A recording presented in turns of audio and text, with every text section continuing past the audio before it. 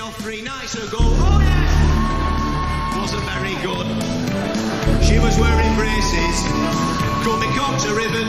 Which is why he's only got one nipple. Oh. Yeah, see that? Is that the one? That's nothing. Thanks for doing that on national TV. No, I just think it's good because it's on the Wikipedia page. Well, an operation went wrong. Babe station for terrorists. That'll be cracking, eh? Bin Laden ring straight in. Hello? Hi, big boy. What's your name? Osama. Leo and Penelope won't be able to mask. No, Penelope does mask. Of course she does. Oh, go on then, give me an example. Everything in Penelope's behaviour is mimicked and it's learned behaviour and copied, and if she... Yeah, but that's not masking, is it? See the fella sat right out here. Look at his haircut, he must be a queer. Oh yeah! Nothing wrong with that. Mandatory redistribution party. Mandatory redistribution party. Mandatory.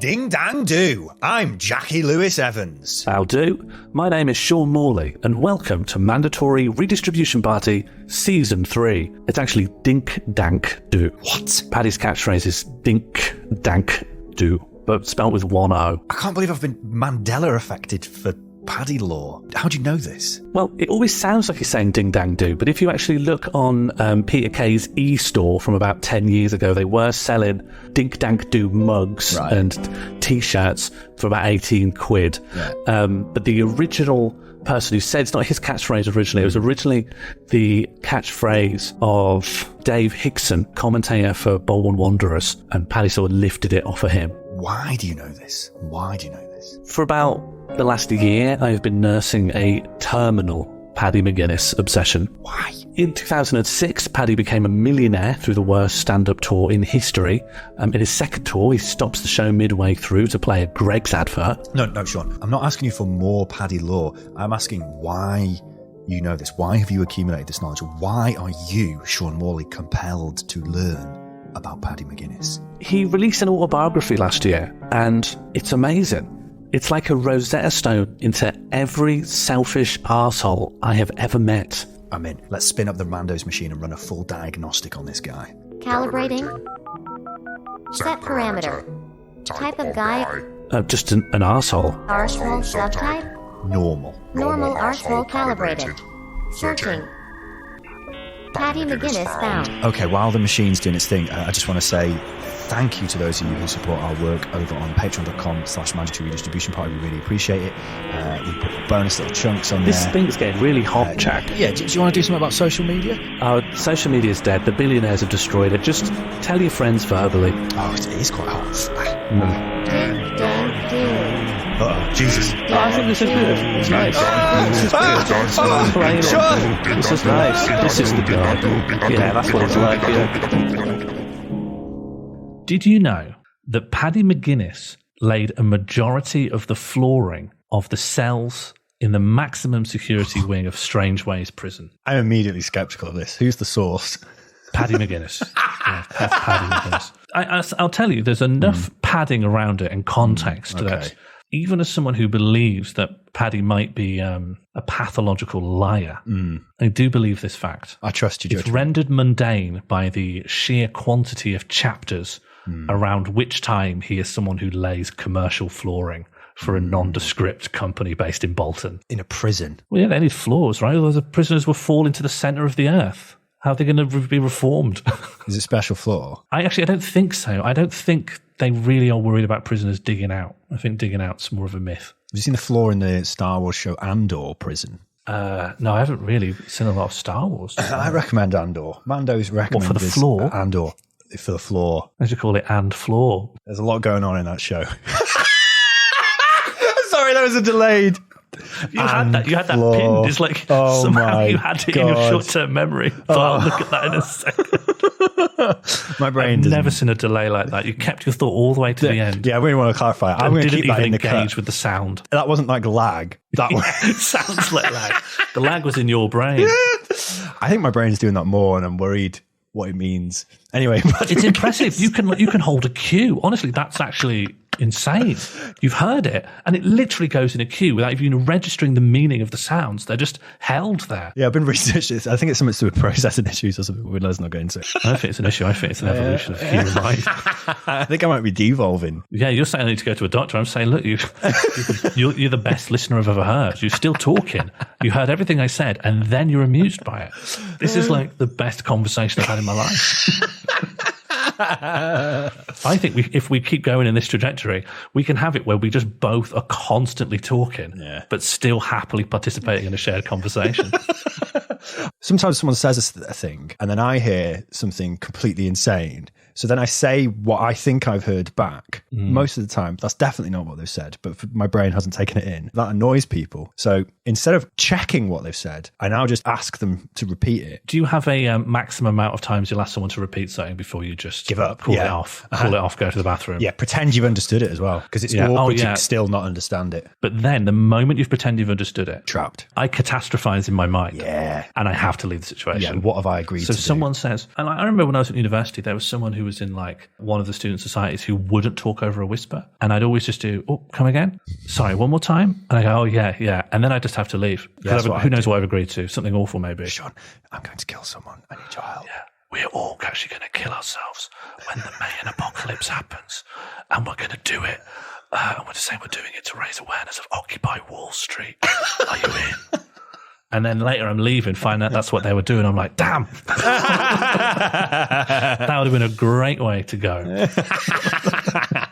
Those fat cats need to learn a lesson. They need to learn from our mass suicide. That'll teach them. That'll stop them. The flaws of Paddy strange McGuinness. ways. Yes. I just think it's funny that some of the most violent people in Manchester who have been caught are now standing on floors laid by probably the most prominent northern, definitely the most prominent northern working class like TV presenter. Well, no. Oh, okay. Not most prominent in the world, but like on TV, in actual formal televised entertainment. Yeah, I'm with you. Peter Kay. He just does the comedy, right? Well, he's the biggest stand-up comedian in the UK ever. Ever. Yeah, he holds global records. Yeah. He sold the most DVDs for a single stand-up tour ever globally in history. And he sold the most tickets for a single tour globally in history, which, considering the population of the UK and his appeal is limited to the UK, I think, by what he chooses to talk about. I can't imagine they're like laughing about dinner ladies in Honduras and stuff. Doesn't travel. He's Peter UK. I don't think he can compete with Peter Kay overall.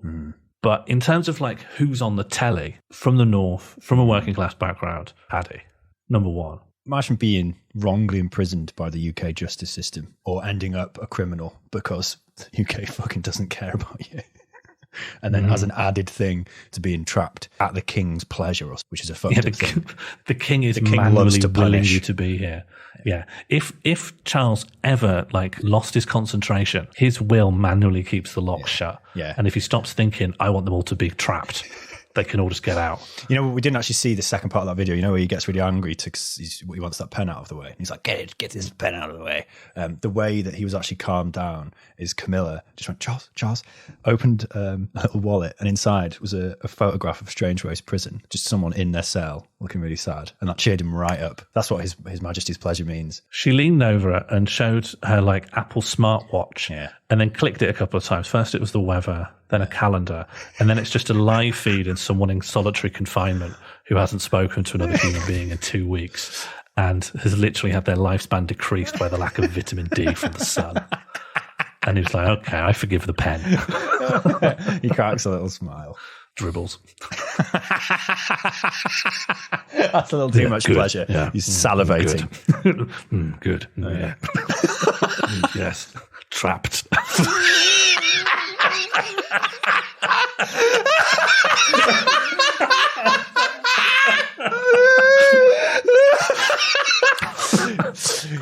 You'll never dig through Paddy's floor.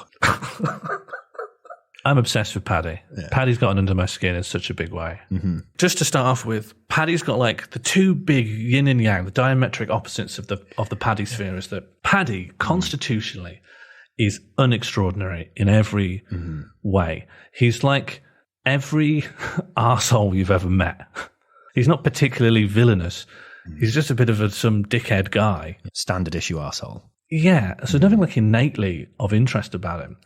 He's only rendered it by the fish out of water story of him being placed in such a ludicrous position of prominence. Due to being Peter Kay's mate. And as much as I think Peter Kay's probably an arsehole as well, I don't deny that he's skilled at the thing that he does. Yes. And so Paddy's rendered more interesting because he's just as much, if not more, of a prick. Yeah. But he's there through a kind of nepotism. A nepotism which you can't normally be the beneficiary of nepotism when you're from, like, northern working class poverty. His lack of self-awareness while being placed in a position where people are normally, like, surrounded with optics and PR stuff. It comes out in his stand-up DVDs, which are fucked. And then his autobiography, which I do not believe was ghostwritten. From like tone and stuff? Or? I believe it was neatened and edited. Right, yeah. And took out some of the stuff that I think would have been legally complicated. He talks about like when he got off the wagon and stopped taking drugs. Taking drugs? Does he just use the term drugs? Well, no, it's this really weird thing where like he talks about going on the lash a few times. And then there's this one story where he smokes half a joint that someone else left in his house. Right. And then says, I'm never taking drugs again. You're writing it as though you used to take lots of drugs, but the story explicitly said, you've literally just tried your first drug. And it feels like an editor very harshly went, you've admitted to a lot. We're taking the chapter out where you talk about the cocaine, and we're going to modify the chapter where you stop. It won't make any sense now, but you still get that beat of you becoming a family man after you've had half a spliff that someone left in your house. Who's leaving a spliff? That also isn't specified. Yeah. And if there were anyone famous, Paddy would name them 3 times because this is one of the most horrible, clunkily name drop books. He is childishly, excitedly addicted to fame. Addicted to being near fame, putting his name in a sentence that contains the name of other famous people. I love it. This is fascinating. He talks about this time he rode a barge that is only rendered significant because Elton John once rode it. Not and Elton John was this on was it a with him. multi-millionaire. No, just another time. I think he tried to rent a barge when it was beyond the like normal times that they were operating, and he was like, I'll give you a lot more money than normal if you just let me rent this barge. And he went, yeah, okay, I've done this before for people. Anyone who's done it before? And he says, oh, Elton John. And like he includes that as like, me and Elton once bribed a guy to get a barge off hours. Why are both of these people on this late night barge? He's basically lied to some TV executives saying he knows somewhere really cool they can go. And then just sort of takes them round parts of London at night and then just tries to put them on a barge. Oh, wow. And that's what I like about this. It's got lots of stories that you do believe. Yeah, he's trying to look cool. He is probably right in this thinking, I look cool in this. I look like I'm tricking these executives. But he comes across looking like a little bit of a bozo. I think the whole thing's only in there because Elton John once rode the same barge. And that outweighs him looking foolish. Has to admit that he's just lied to a bunch of people and they're wandering around for no reason. And it's all for like the normal venal desire to talk to and be around more powerful people. There's a whole time when he went out drinking with some professional footballers and their wealth was leagues above his. And he spent the whole time just being absolutely terrified of when the bill comes. There's nothing in him that could admit to the professional footballers that he doesn't earn as much as a professional footballer, even though obviously he doesn't. Who does? Who does? He couldn't be like, remember guys, you're professional footballers, so this is, I can't go for like 50 quid a drink, can I? So, sorry. He just can't do that. He's like very insecure about stuff. But we're getting really far into like analysing the guy, whereas we should just talk about who is this guy? Who is he? I was aware of Paddy McGuinness because I had watched Phoenix Nights when it came out. Isn't it weird that Kitson's in that? It's mad that Kitson's, but actually at the time, a lot of the casting from that was like just a who's who of who's going hard in the clubs, who's just travelling doing club comedy all the time. And from that perspective, it sort of makes sense that Kitson. Yeah, and you forget that is like Kitson was. It's kind of you forget that Kitson's from Yorkshire as well, so just would be around. Yeah. And at that time was like probably a bit more ultra laddie, hadn't turned themselves into this auteur storyteller. Yeah. They were just kind of a goggle-eyed, bearded man who talked about not being able to shag. Yeah, proto-kissing. But so remember that, and then obviously shout out to David Callahan and Amy Gledhill, the genius Edinburgh show they had, where they got comedians to essentially react to Paddy McGuinness's DVDs. Were we on the same night? I wonder if we were, actually. I think we were. I think we saw it at the same time from the stage. It blew my mind. I knew it was bad. I think until you see it, it's not even stand-up comedy. It's something else. It's something horrible. The people in the room seem to like it, right? I mean, I know there's editing, but they at least had material somewhere of people hooting and hollering that they could edit. Having seen the full DVDs now, you can definitely see that alcohol plays more of a part of it, especially in Paddy McGuinness Plus You, his second national tour and live DVD, where he has to give them confections from Greg's and bread while asking them please to be quiet because he's recording, and that made it onto the DVD. So it's like they're going mad for it, but like they're not engaging. They're not here for this. It's not clear if they're enjoying the stand-up, right? Because they're interrupting the stand-up, and he's very frustrated that he can't do his material. But his material does include a full advert. He plays an advert from the telly. And that was my induction as well. I knew him as the guy from Phoenix Nights. Now he's done this diabolical stand-up, but with a huge budget. In the autobiography, he says he did 180 dates of that show. What the fuck? Did he sell 180 dates? I don't know if any were cancelled due to low sales, but what I do know is that number is false, and whether by an actual lie, a typo, or a misprint, it is 108. Okay, that's still a lot. It's still a lot, considering the book covers his entire stand-up experience up to that point, which was 2 gigs. He did 1 gig. What? The first gig, I think, was at a student comedy night in Preston. The second gig was hosting an award ceremony at a gym. And then the third gig was a 108 national tour date. It raised millions. And he says in the book that he wrote all of it within 48 to 24 hours of the first show. That makes a lot of sense. Yeah, and rehearsed it in the car driving to do the show. That makes a lot of sense. Because his stand-up is like a weird blend of the most confident guy at the Comedy Balloon, someone who's brought 20 of their mates, who are like really egging him on, and they're like mega confident, but it's horrific. And there is an American man who does stand-up routines on YouTube, and he's like filming them like outside his garage door, and he posts them. And they're like, he's really going hard. He's got the delivery of someone who thinks they're playing a stadium. Daniel Songer. Is that him? Yeah, I think that sounds right. That sounds right. Very, very confident man doing first gig pissed, 2 even more pissed mates, and someone who actually has never had their material tested by an actual performance and is doing it with absolute confidence outside their garage door. Yeah. Sin is one of the people in this Phoenix Nights among these other amazing comedians. But Paddy McGuinness is not an experienced club comic. He is a guy who knows Peter Kay. And in the book, what's really interesting is like you could make the argument that it's a success by like the normal basic metrics. It's obviously critically panned and stuff, but like after this, he's a millionaire. This show, this tour makes him. And the money and ego boost of that would send someone into space. While also being like, you know, he feels like the criticism he received is badly deserved. And he has this whole kind of insecure chapter about like the people he says are like the emblems of like alternative comedy. It's like Simon Munnery, Stuart Lee, Daniel Kitson.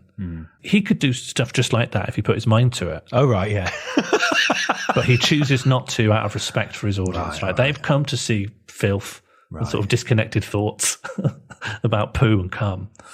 And he has to deliver that because that's what they want. It isn't just bad. It's like horrific. It's gross. He's trying to be edgy, but he never actually says anything that beyond like the implicit misogyny of how he talks about anything to do with, well, anything. Actually. Yeah. And there's a really interesting thing, like there's an implicit homophobia of any time, because he's always talking about sex a lot, but whenever he talks about his own penis or his own balls or his own cum, he retches violently into the microphone because it disgusts him. What the fuck? He loves shagging, but whenever he sees his own dick, he wants to vomit. It's just this strange through line, and he doesn't get laughs for it. But like, Yeah, because that's really weird.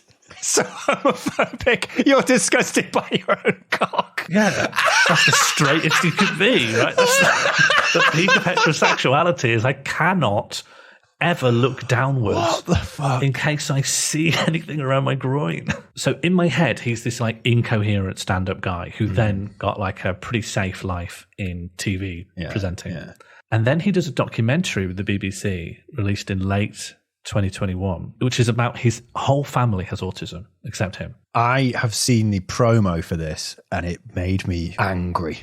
So I did not watch the content. Just to clarify, listeners, I have remained willfully ignorant. I've held off on Paddy research so that Sean can blow my mind with... And my Paddy research has expanded the boundaries of what's reasonable. You've bonkered down. I watched his first 2 stand-up DVDs. I watched several episodes of Phoenix Nights and Max and Paddy's Road to Nowhere. Of course, I read his autobiography. I watched his documentary on autism and his own journey, learning about his autistic family. I read Christine McGuinness's autobiography, and I read Peter Kay's 3 autobiographies. Wow. I went off rails.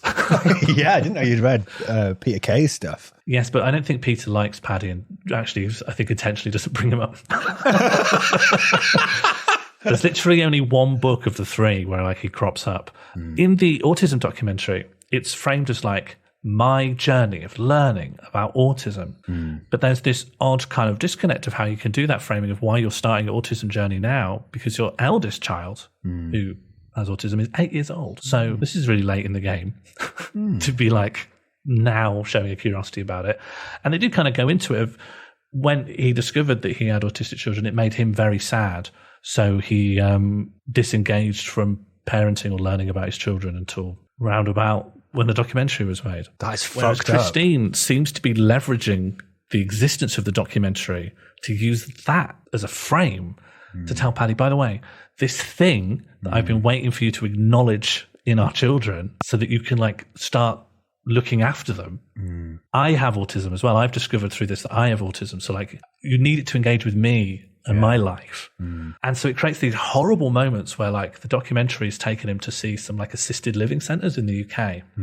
And before he knows that Christine is like a pre-diagnosis autistic adult, he is talking to other autistic adults like they are little babies, while Christine is pointedly talking to them like they are adults. And it makes him come off as like really bad.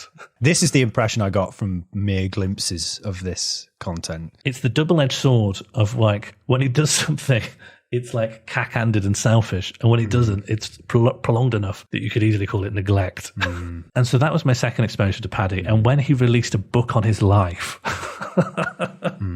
I'm like, let me in. And this, I'll tell you now, this is when the actual spark occurred. It was reading the very, very first bit of the autobiography. First paragraph of his autobiography, and like the acknowledgements, the intro, is him saying he has never even read a book before, let alone written one. Like that does he say that sentence? Because that's masterful. Credit where credit's due. That's really funny. It's funny to do the Garth Marenghi of having written more books than you've read. Yeah. But the maddest thing about that is he has written another book before. And he's forgotten. This is the second book. What's his first book? He wrote this kind of toilet book, Paddy McGuinness's Guide to the North, and it's just, it Did he must write have it? had, well, clearly not then, but he's forgotten there's another book listed to his name. Yeah, that's what he's actually So when he's saying not I've never forgotten written a book book before, he's forgotten credit. He's forgotten actually. When this goes out on Amazon and you click through to the author, this is your second book. The book is called My Lifey. Why doesn't it say explicitly? He like acknowledges that it's like a reference to his catchphrase on Take Me Out. Oh, yeah. In order to connect those dots, my brain instantly goes, no likey, my Lifey. Yes. Yeah. Which is unintentionally extremely grim for a book that's got him laughing on the front. That would be an incredible title, though. No if it was Likey, actually My called Lifey. that. Yeah. Yeah, someone should use that for something. He only used that title because the editors wouldn't allow him to use his initial proposed title. Which was? He wanted to call the book Girl Power.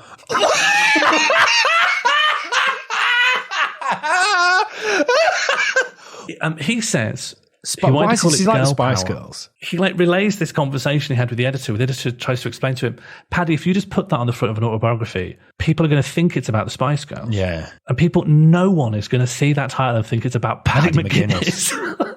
So you can't call it that. It's going to confuse people. But why did he want to call it that? What was his... Does he explain? So he says this book, through telling the story of his life, it is a testament to the powerful women around him. Okay. And having read the book and gone back to this, it is astounding that he believes the book functions that way. I mean, extrapolating from his behaviour towards women and the tone of comedy work, this doesn't surprise me.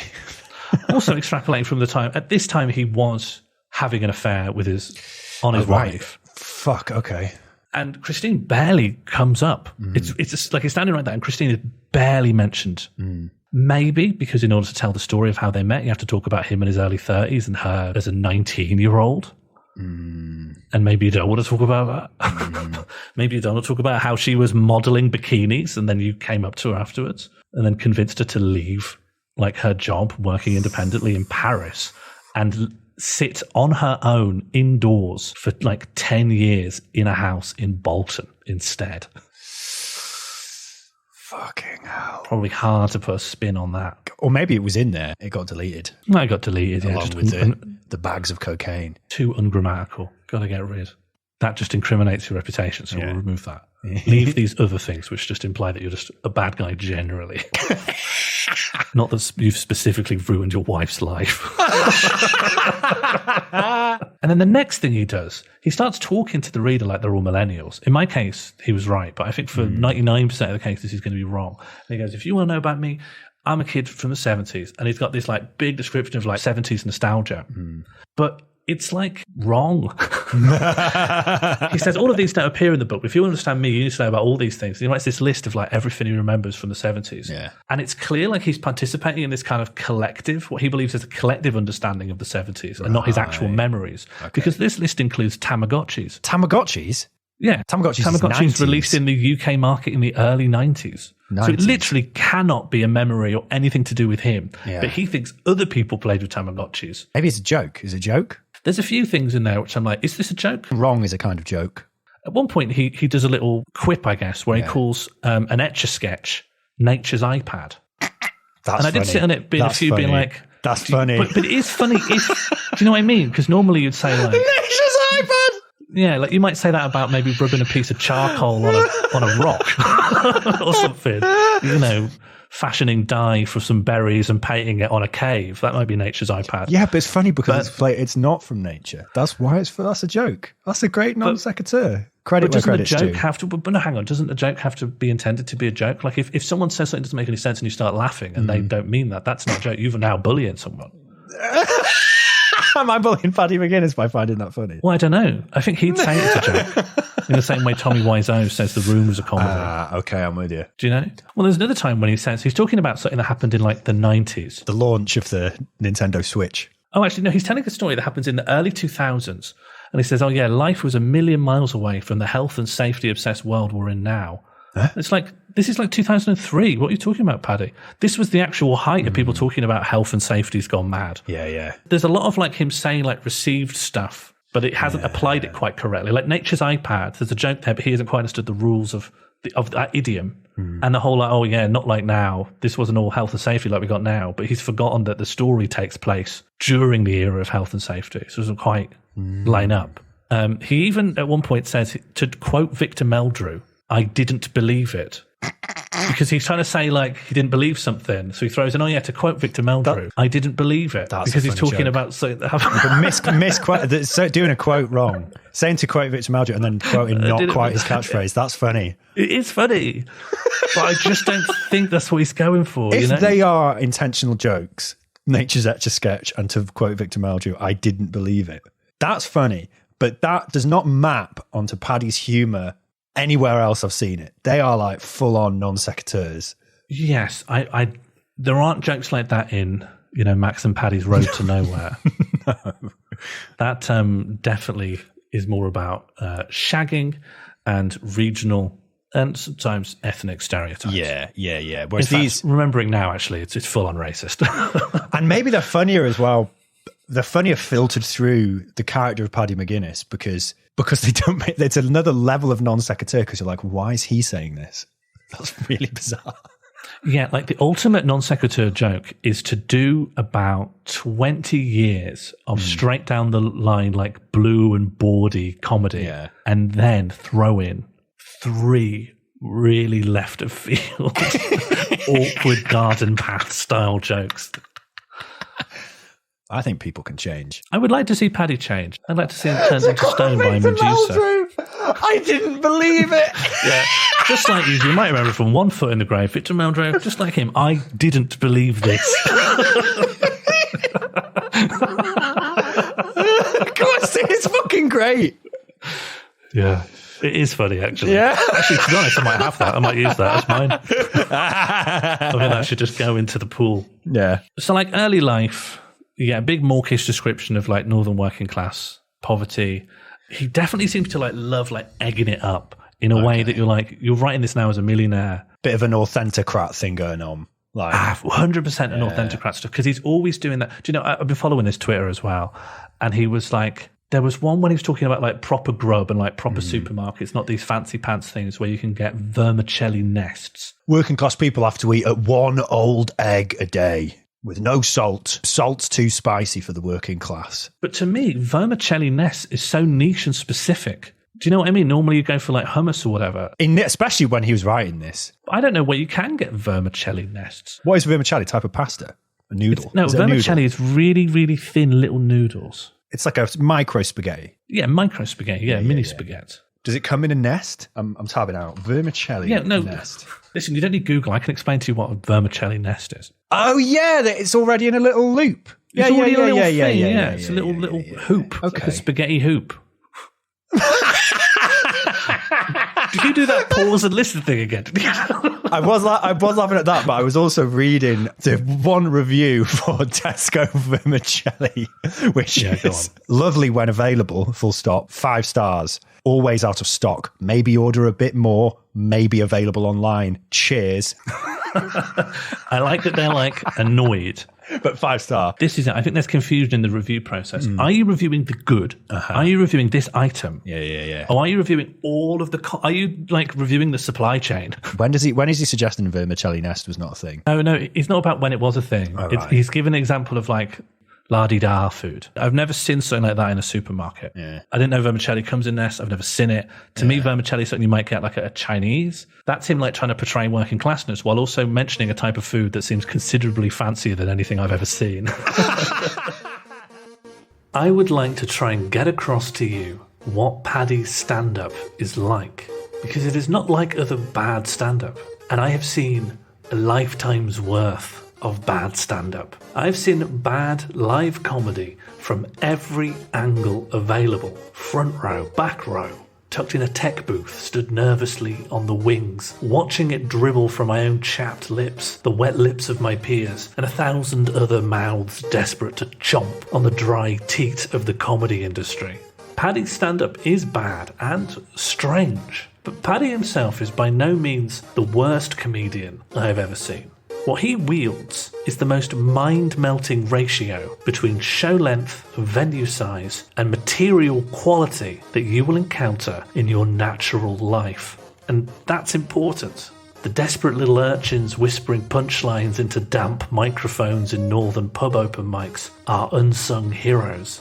But Paddy is giving it both barrels to a sold-out Palladium. There are balcony seats. There's an encore. And that changes everything. To join me in describing Paddy's mesmerising performances, I have enlisted David Callahan, whose show No Likey, Yes introduced a generation of disaffected comedians to the prince of sloppy stand-up. This section will contain some clips of Paddy's comedy, so content warnings for homophobia, fatphobia, inappropriate sexual contact, sexism, and racism.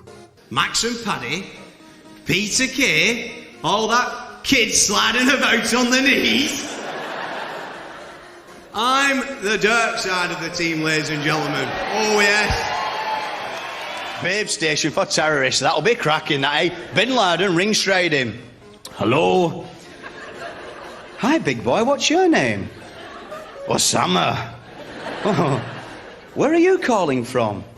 A cave? Oh, kinky. See the fella sat right down here. Look at his haircut, he must be a queer. Oh, yes! Nothing wrong with that. If a man wants highlights, there's really nothing wrong with that. So I saw this. I think I was watching something else, and then autoplay was on, and Paddy McGuinness came on while I was doing something else, and I started telling people about it. But it's really hard to describe what Paddy McGuinness does and who he is on stage, because he's a man with a tremendous amount of confidence, but little to no reaction from the audience. You know, they get bored. That's the fascinating thing. You get halfway through the show, the audience are bored. So me and my friends split them and two come up. Hang on a minute. Whoa, David, where the fuck are you going? Hey! So it's not like the feedback's good. It's not like he's playing to his own crowd.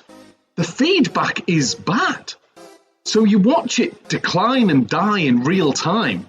The more you watch it, the less you understand where a routine starts, where it ends. The pièce de résistance really is the bit in the middle where he's pretending to be Gary Glitter, and they can't show it because it's so bad that Gary Glitter would have the possibility to sue. You know, like you'd think defamation of character is something that is unavailable as a course of action for Gary Glitter now. His character is at the bottom, you know? Gary Glitter is absolutely... And yet, Paddy McGuinness says something so bad about him. Now, I'd love to show you this. I'd love to. But GG, the glitter, he's put a stop on it. You'd have loved it. He used to bring the house down. Pedos have rights too. I'm sorry. And that's like... it's such a pleasure to watch Paddy McGuinness shrug his shoulders in a really annoyed way and say pedos have rights too. I mean... And it feels like he performs it in the same order that he wrote it. So the bits get kind of longer and worse as the show goes on. So whatever you're addicted to, there's more of it the longer you stay. And that's what's like the fascination fuel. There's a lot of isms in this world, but the one that I want to talk about tonight, shitism.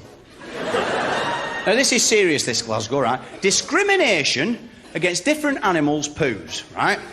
Now, because it's a serious subject, we're going to approach it in a light-hearted manner. Through the medium of family fortunes. Oh, yeah. I mean, the amazing thing about the show is there is so little content in it. Like, everything he says is bad. So there's like a 6-minute long video at the start. Then he comes on stage, he does a dance routine, and then he gets a woman out of the crowd and inappropriately touches her. And that's before he's really said hello, you know? And then he does a series of routines, all of which get worse and worse. And at the end, he sings Minder and does a Q&A with the audience. Now, in between the end of the video and the start of the Q&A is 41 minutes. What I like about the second tour is he shows a Greggs advert to the audience in the second tour. That's one of my favourite things. Right, now I've wrote these new adverts for Greggs, but the last one I wrote, it's not on till 2009, right? But I'm going to play it to you tonight. Is this the live? Oh! I'm wielding a bit of muscle with Greggs here. One of the bits that he talks about for maybe 5 or 6 minutes is about George Formby being rude. As if Paddy McGuinness can't understand that they're comedy songs full of double entendre. Like Paddy McGuinness, you know, George Formby is like end of the pier entertainment. You think Paddy McGuinness would absolutely love that, and yet even then he can't understand what it is. And just on the face of it, it is so surreal to see a performer get up, show another comedian's work, while pausing it after every joke and going, what the fuck? The blushing bride, she looks divine. The bridegroom, he is doing fine. I'm sure he is, George. It's the wedding night. I'd rather have his job than mine when I'm cleaning windows. You're a fucking sexual predator, Formby. And he throws out bread and buns and stuff in that one, right? He like gives them food. He's giving them bread so they'll shut up. Because they start talking, he's just chucking loaves out, being like, have one of these. Fucking calm down. Here, have a sugar donut. There you Nicky now. This was, in fact, that tour transformed him from someone who's done a bit of TV into a comfortable millionaire for the rest of his life. You're watching someone transcend the class boundary in real time now. Ooh, mini bites, yum yum. I love these DVDs, you know. I think they're bizarre and brilliant. I mean, the first one opens with he's in his dressing room and it's this incredibly fat man who is pretending is Paddy McGuinness, and then he goes through this kind of metamorphosis routine where he turns into the Paddy and then comes on stage. I don't really know what that's in aid of. Like, I don't know. In Max and Paddy, there's quite a lot of like, wouldn't it be funny to be fat? Or wouldn't it be funny to be like near a gay man? I'm normal. Wouldn't it be funny if I wasn't? I'm a normal kind of man. I mean, have you seen the extra on the DVD where he blacks up as a stuntman? No. Oh, okay. So that's on the reading list. Excuse me. I can understand you're not happy about this blacking up thing, but I once doubled for Sammy Davis Jr. on the Cannonball Run. Is this some kind of a joke? This is wrong. No. Early life Paddy, it's just, he hasn't got enough like traumas to talk about and not enough things happen. He has a go at trying to make like, here's my hard life, but he basically says, he tries to attribute a lifelong shyness that he doesn't have to shitting himself when he was 6 years old. And I just don't think he sells it. I just don't think he sells the story very well. In what context did he shit himself? He did a poo in his pants while a friend was round. And so he tried to hide his pants inside a toy, not thinking that his friend would be here to play with his toys. But also, he's removed his pants. Well, no, his friend just had to like open up a transformer or a thing and be like, what's this material? This is shit. This is human shit. Human shit, yeah. And Paddy had to be like, that's my shit. I put it in the transformer. Which actually, now that I've actually now put myself in that position, yeah, that could change your personality for life. And then there's just his early work life. He actually gets a lot of his jobs through family connections, surprisingly. They're not glamorous jobs. They're like working in factory stuff, doing things with like industrial sealant. He works in a gym for a while, although in order to get on well with the older men who seem to like rule the roost and bully the staff and bully everyone else, he does allow them to turn the sauna into an active dogging hotspot. He sells it like he's being clever, right? Here's what you do. Here's what you do, right? These older guys want to push me around. Here, watch this. I'll give them everything they want and turn the sauna into a dogging hotspot and let them sell alcohol in there as well. Fucking hell. Yeah, it sounds like they were giving you the runaround. Yeah. Paddy, you should have told them not to do that. I don't know how you've sold that like a life hack. Someone tries to tell you what to do, lad. Just roll over and show them your soft underbelly and let them pierce that with a pike. We seem to have established a running theme of he tells an anecdote. He thinks he's coming across as cool, but he actually comes across as a tool. At one time, he's working in like a little factory, like a little industrial place. Going to refurb all the kitchens. And they say, we've got this prefab thing set up that we're going to have our lunches in. Can you like sort the walls out or paint it or something? And he decides to wallpaper it with pornography. And you get this is like quite a clipped story. All the men, when he reveals it, are like, haha, yeah, well done, yeah. And then all quietly have to say to him, because these are like old geezers.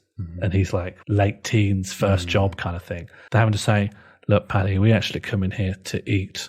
And I've been married 25 years and I love my wife and she's made me these sandwiches and it makes me feel bad in a way I don't know how to express to see these tits and arses and vaginas when I'm just trying to have, a butty that my wife made me, Don't tell you all the lads, Paddy, but could you please take down the pornography from the cafeteria?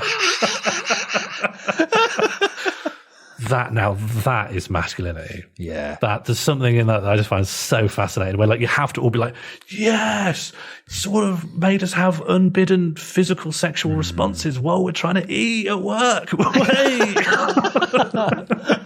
They all have to like celebrate it, but like no one would ever want that. No one wants to burn in the work kitchen. It's also very interesting having Paddy talk about like presenting his working class upbringing, which is real, it's true, it's not a lie. Yeah. But the way it becomes so key to his identity now, he voted against Labour in 2019. It was the first time he voted in his life, just to deny, literally just to deny. He gets into stand-up because he reconnects with Peter Kay and then goes with him to the Frog and Bucket and has no interest in comedy, performing or stand-up until he sees Peter get paid like 40 quid or something for opening and was like, you did 20 minutes of work there. And that's where his stand-up, he said it explicitly in the book, I only became interested in it when I saw like the pay to work ratio. That is why he thought he could write his show just driving to the gig, because he doesn't see any work beyond that 20 minutes. I guess the problem is when your actual motivation is the pay to work thing. Yeah. And it isn't even the long form thing. You can still be like a greedy stand-up, but you're like playing the long game. Yeah. But when you just see it as like what the pay for this gig is compared to the work put in, all the preparation is literally taking money out of your wallet. The longer you spend writing, rehearsing or thinking about it, the way to make the most money less is effort, to more crunch profit. the prep down. Yeah. It's clever. He runs his own brain like you'd run a failing business. Peter starts becoming an increasingly successful comedian. And Paddy, who's not gigging, is still pursuing it maybe in his head, but isn't actually doing any performances, just starts travelling around with Peter. So he's not opening, he's just with him? No, he's not performing, even to other countries, to corporates in Switzerland and stuff like that. Imagine being able to travel with one of the most effective comedians and not learn anything. They might also put you off, right? It might put you off, but like the fact that he's watching whatever Kay's doing to prepare, and then what he's doing on stage and how he's interacting with the audience and the rhythm of his writing and the pacing of how he builds a show, and he's just ignoring all of that because Peter Kay's stand-up is tight as fuck, and this guy it's just like no effort, no like. Well, I guess he kind of has a unique voice. But it creates this really interesting dynamic that I just cannot get enough information on. Peter doesn't seem to like talking about him too much, and Paddy's a bit inarticulate and brushes over stories that you want more detail on. It's that Peter's career must be going well enough at this point that he's like flying internationally to do corporates and has enough spare money just to bring his friend along, who's sort of a guy who's not got anything specific going on in his life and just comes along for ride-alongs all the time. To begin with, they're too poor to have like separate hotel rooms. And during this explanation of his ride-along thing with Peter Kay, there is the first of two anecdotes, to me, seem like their only purpose in the book is to explain why another member of the public saw him naked in a hotel room with another man. There's two stories like that, and they seem really implausible. Right. And the only commonalities between them is that they involve Paddy and another celebrity and a member of the public who saw them naked together. So the first one's Peter Kay, and the second one is Robbie Williams. We've just circled back to the cocaine question as well. To me, the cocaine thing's not a question. It's just something I legally won't say because it's not supported by hard evidence. Yeah.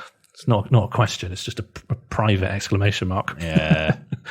And so when he does his first tour, he's just entered the world of entertainment millionaires.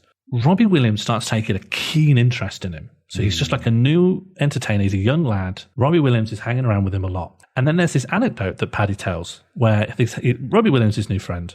He goes round to his house, but they're coming round explicitly to watch Babe Station together. They're doing the most heterosexual thing two guys could do together at that point. We're so heterosexual that in order to just check that we're not just hanging out as friends, we have to put porn on. It's the biggest no homo you can do. Yeah. All the guys eating together in the cafeteria. Well, we all must be good heterosexual lads. We've got to put porn on the wall. We're staring. Yeah, we always have porn on at the same time. Yeah. Now, to me, in case we fall in love, I think it's because we're probably the first people with the internet so accessible. The idea of like a shared pornographic experience that you'd have with acquaintances feels surreal. But I think every previous generation of like style blokes, there's some weird way of like heterosexualizing being horny together in exclusively the company of other men.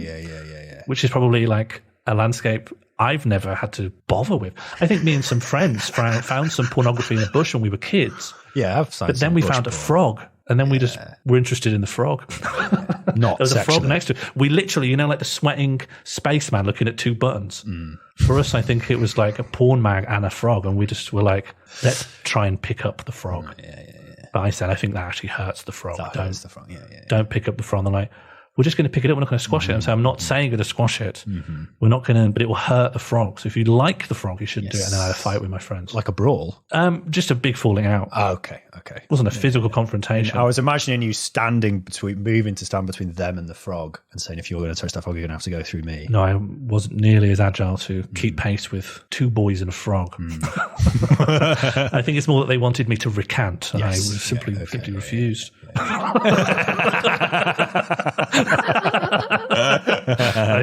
I won't stop you because I know I can't, but I won't back down on my statement. My statement stands. I'm not going to sanction this. Yeah, sorry. That'll have to live in your memory when you watch the frog die. I told you.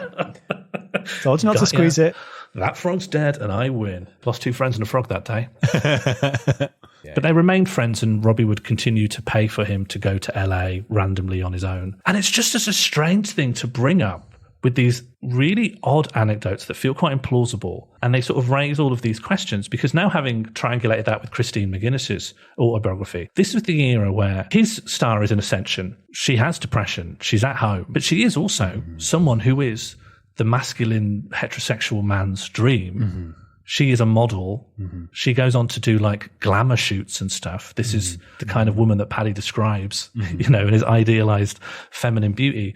And he is spending no time with her to instead jet off to different parts of Europe. I think he went out to go visit Robbie on like a European tour. And I just don't know why he's put that in there. I'm actually not interested in Paddy's sexuality, and I don't really care if he's bisexual or whatever. Yeah. But why include these stories? I guess it's the proximity to fame. He's hanging out with Robbie Williams. Robbie Williams is objectively more famous than Paddy McGuinness. Yeah. Peter Kay and Robbie Williams are both much more famous than Paddy McGuinness. So it's just the same as Elton John's barge. It's the same where he's including these things that raise all this stuff he doesn't want to talk about. He doesn't want you to think about him lying to and leading executives around in the rain and at night for no reason because he's a star fucker.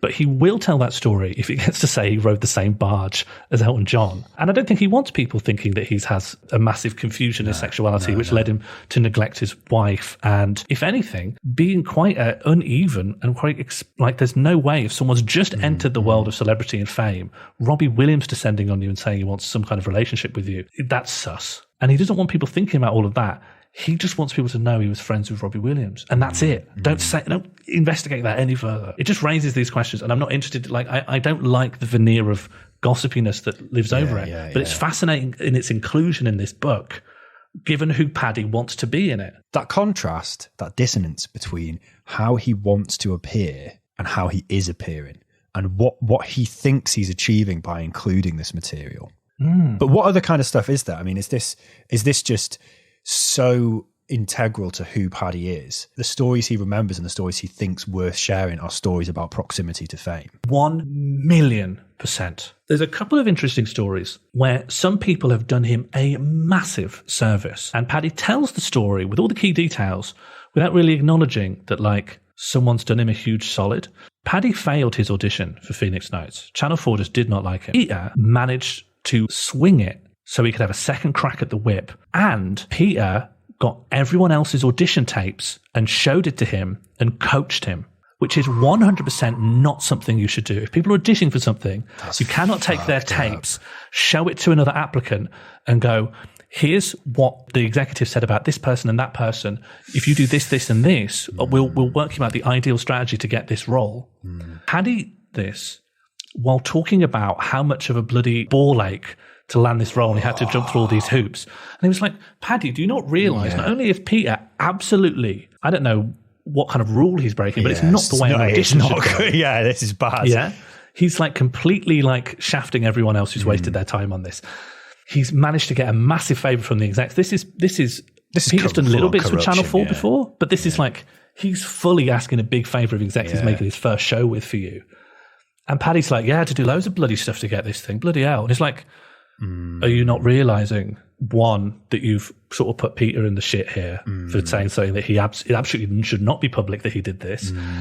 It massively shows that you did not get your TV career through merit. Yeah. Because the executives who didn't know you wanted to drop you in favour of another person. And he just puts that in there. Woe is me, I am being given all of the advantages through nepotism and corruption. And then the other one is when he gets Top Gear, and he tells this story about like how it was a massive coincidence that his agent happened to be at a big racing thing and was talking to another big executive. So the subject of cars just naturally came up, and it just happened to be the case that at that time, she was looking for a new host for Top Gear.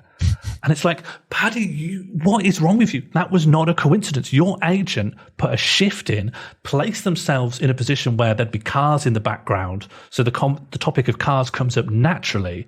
He would have known that casting thing, because there wasn't, like when someone has an ulterior motive. Yeah. He didn't really have a real motive for ringing her, right? It was a fake. This is how this stuff works. And you are now in your 50s, and it is mad that you are still minded and managed, and you do not understand how the most basic cogs of the industry that you're in operate, and you think all these things are just coincidences, and you don't understand like everyone is operating around you. And it's so mad that he's been allowed to like have this baby mindset of everything's just weird coincidences and just stuff just happens, while also becoming like one of the faces of ITV and the BBC in like a couple of decades. This is his own autobiography, right? Everything, it's clear that he's written it because it's disjointed. It doesn't make any sense. The anecdotes reveal way too much about him.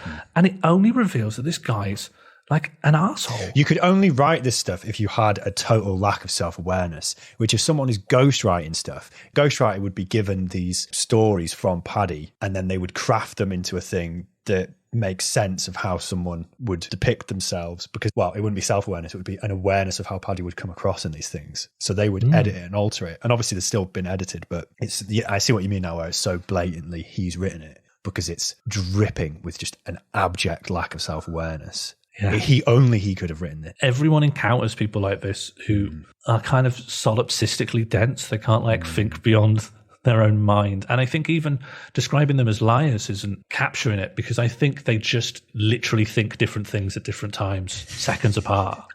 Right? Because a lie, classically you think of a lie as there's something in my head that I know is true.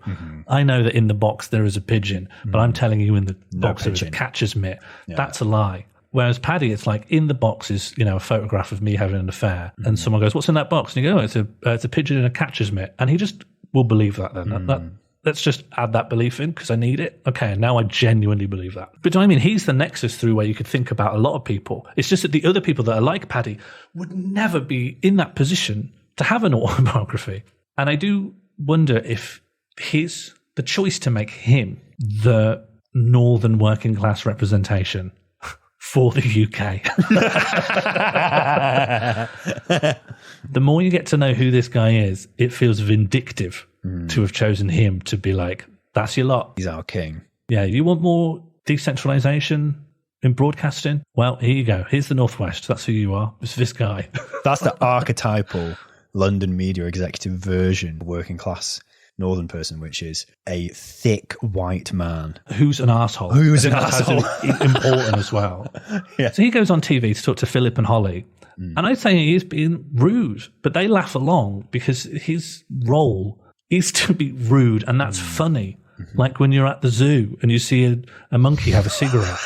It's like, that's funny. We've just got a rude guy here who's going to be rude to us. Because if someone else who was like of the same social status was rude, they'd respond to it like someone had been rude to them. And there's just something really weird and telling that Paddy's so happy to play the role, the naughty northerner, because he's so happy to be there, because proximity to power, because he lives in like the hamster wheel of like imposter syndrome, chasing the smoke of when am I the real celebrity? It's the same loads of people who end up like moving up a social class. Like social mobility is its own kind of hell because you're not supposed to be there and everyone else knows that. So you get to perform being like the silly new guy who doesn't know anything is. Oh, it's just me. I'm just northern. Sorry, did I cough? That's just the coal in my lungs.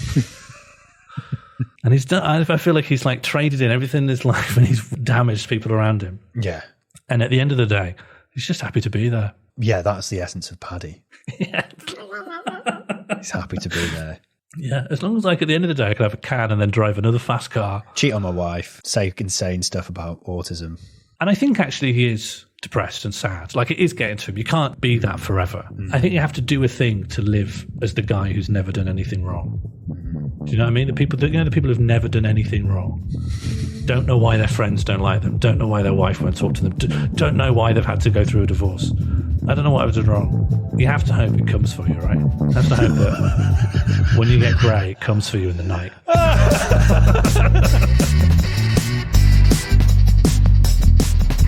Mandatory Redistribution Party was created and produced by Sean Morley and Jack Lewis Evans. Our title theme was created by Ella Jean with additional music from Sean Morley and Jack Lewis Evans. David Callahan is at David Callahan on Twitter, and he's bringing his multimedia comedy club Programinate to the Glasgow International Comedy Festival on the 22nd of March. Thank you for listening to Mandos, and special thanks to those of you who support our work at patreon.com/mandatory redistribution party, where you can access bonus content, and also thank you to those of you who share this episode on social media. It's good to be back. Hope you're doing all right.